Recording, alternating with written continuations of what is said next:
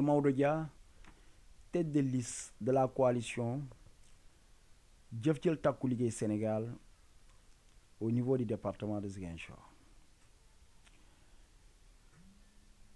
Nous sommes à mi-chemin de la campagne électorale.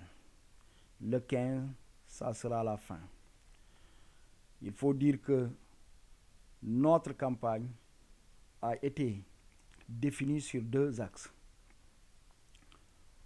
L'un de 10 jours concerne la partie communicationnelle qu'on a reçue avec notre cellule de communication, mais aussi des contacts avec de grands électeurs, mais aussi des leaders d'opinion, tant au niveau communal, ça veut dire dans la commune de Ziguinchor, qu'au niveau rural. Donc, dès demain, nous irons à la rencontre des populations avec qui nous avons, depuis fort longtemps, travaillé sur une relation de confiance. Dès demain, nous irons leur apporter notre programme, notre vision de la position que doit occuper les députés. Au moment où les gens cherchent la majorité des députés pour le président de la République, chef de l'exécutif, au moment où une partie de l'opposition cherche une majorité contre le président de la République, au nom de la séparation des pouvoirs, nous cherchons la majorité pour le peuple. Parce qu'avant tout, le député est un représentant du peuple, pas du président de la République, ni de l'opposition. C'est pour cela la première réforme que nous allons attaquer, c'est le mode du scrutin qui élit les députés au Sénégal. Nous pensons qu'aujourd'hui qu'on a 165 députés, nous devons avoir 165 circonscriptions électorales. En résumé, c'est la liste proportionnelle dite nationale qui doit sauter pour que le député qui sera élu ne nous dise pas à l'hémicycle qu'il est le député de tel président de la République ou bien de tel premier ministre. C'est de rendre au député son vrai rôle de représentant du peuple. Donc, après cette réforme-là, nous allons attaquer des propositions sur le désenclavement interne de notre département. Qui sait, les populations du Mofovi dans le Bandial souffrent pendant l'hivernage avec l'état de dégradation de cette piste-là qui relie Brin à Bandial, mais aussi des difficultés que des populations de la commune de Niassia vivant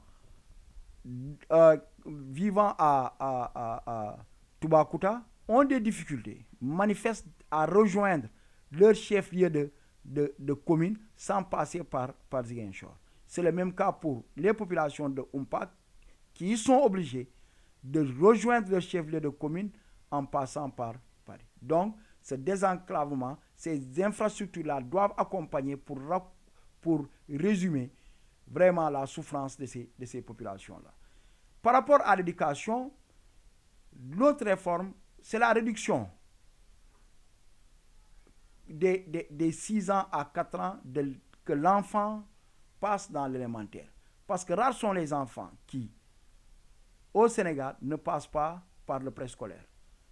Ces 2 ans qui restent, nous pensons vraiment que ces 2 ans-là doivent être consacrés au service militaire pour chaque citoyen sénégalais, pour renforcer cet esprit citoyen, cet esprit patriotique, cet esprit républicain chez l'enfant. L'autre, de plus en plus, des ressources sont découvertes au Sénégal. C'est le zircon, c'est le pétrole, c'est le gaz. Donc c'est l'occasion pour nous de proposer à ce que le concept d'éducation tout au long de la vie là puisse être instauré au Sénégal et qu'une période d'éducation, d'études ne soit pas imposée à quelqu'un. Mais la proportionnalité de l'investissement de l'État par rapport à l'apport de chaque région dans le budget annuel doit être instauré. Pourquoi? On ne peut pas comprendre que des populations d'une telle région acceptent que les ressources soient exploitées et que d'autres refusent cela, et qu'au moment de l'exécution du budget, que ceux qui refusent que les ressources soient exploitées soient celles qui revendiquent le plus d'investissement chez eux.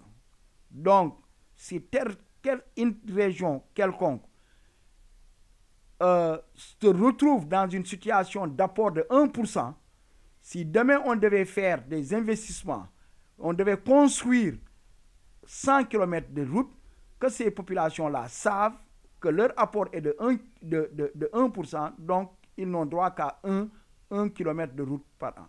Donc, c'est restaurer vraiment la place de l'État au niveau local, c'est de restaurer la confiance de l'État au niveau local. Et je pense que dans les jours à venir, nous aurons l'occasion encore de proposer d'autres axes qui seront les problèmes que nous allons mener à l'Assemblée nationale pour montrer une fois de plus que nous sommes au service du département de Ziguinchor qui nous a élus. Mais pas d'un député qui est élu sur la liste majoritaire qui serait au service, je dis, de notre pays, le Togo. Vous êtes élu à Ziguinchor, vous vous battez pour les populations de Ziguinchor. Vous ne pouvez pas être élu à Ziguinchor et être au service, je ne dis même pas des populations du Sénégal, mais des populations du Togo sous prétexte que vous êtes un député de la CEDEAO, en oubliant que si vous êtes arrivé à atteindre cette posture de député de la CEDEAO, c'est parce qu'il y a des populations locales qui ont porté leur choix sur votre personne pour que vous puissiez y arriver.